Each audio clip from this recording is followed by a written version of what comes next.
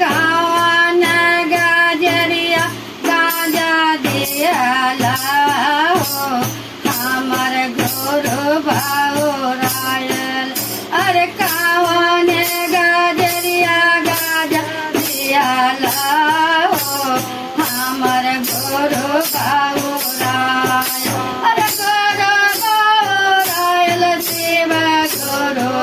बाउरायल अरे गुरु बाउरायल शिव गुरु बाउरायल अरे कावन गजरिया गाजा दियाला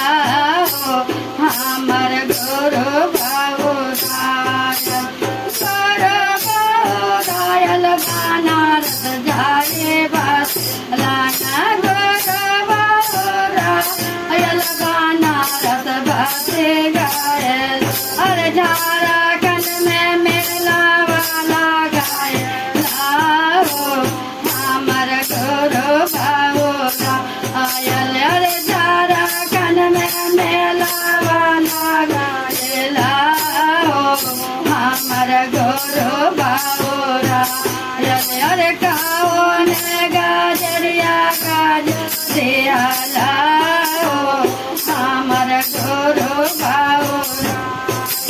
अरे गुरु बाउरायल शिव गुरु बाउरायल अरे गुरु बाउरायल शिव गुरु बाउरायल अरे कावन गजरिया गाजा दियाला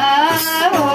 हमर गुरु बाउरायल अरे गुरु बाउरायल हरिद्वार बासे गायल अरे गुरु बाउरायल हरिद्वार बासे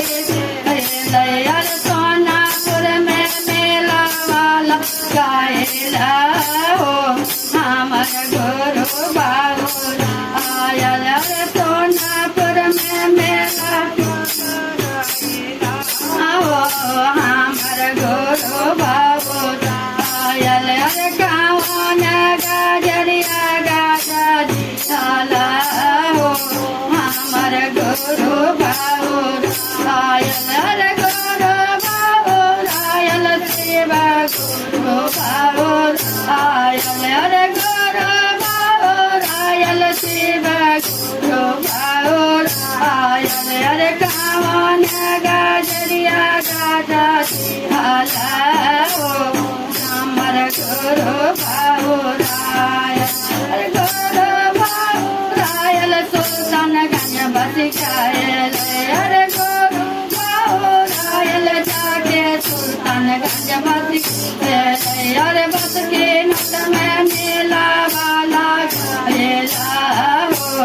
हमर गुरु बाउरायल अरे बस के नट में मेला वाला गायल हो हमर गुरु बाउरायल अरे कावन गजरिया गाजा दियाला हो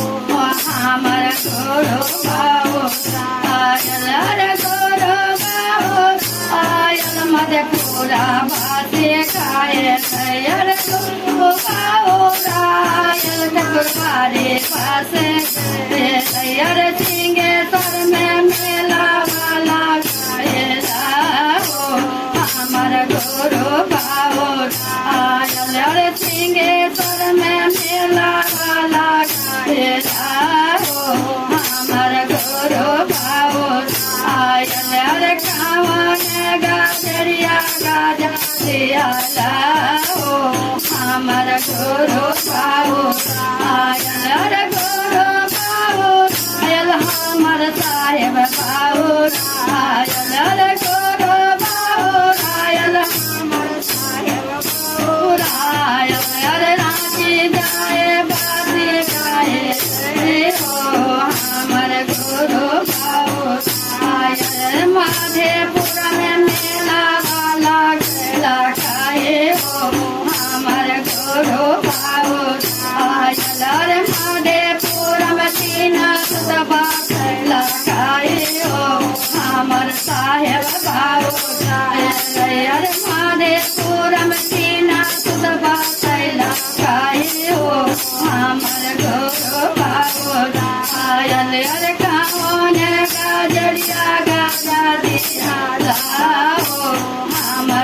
गुरु बाहुरायल रे गुरु बाहुरायल शिव गुरु बाहुरायल रे गुरु बाहुरायल शिव गुरु बाहुरायल रे कावन गाजरिया गादा दिया लाओ हमर गुरु बाहुरायल रे पाइला में दया मंगला तारा में चार पाहिला में दया मंगला तारा में तारा चार तीसरा में नाम प्रणाम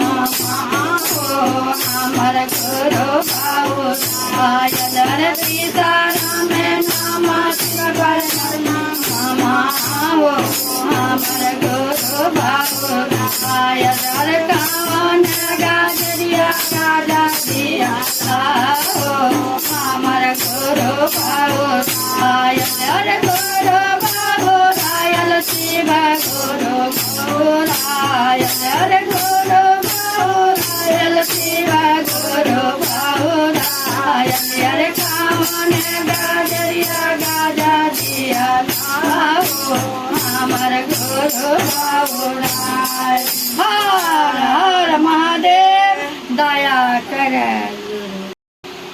यह गुरु भजन है, आप लोग ध्यान से देखें, पूरा देखें, लाइक करें, शेयर करें, सब्सक्राइब करें, कमेंट जरूर करें, शिव गुरु परिवार से जुड़े। हर हर महादेव दया करे।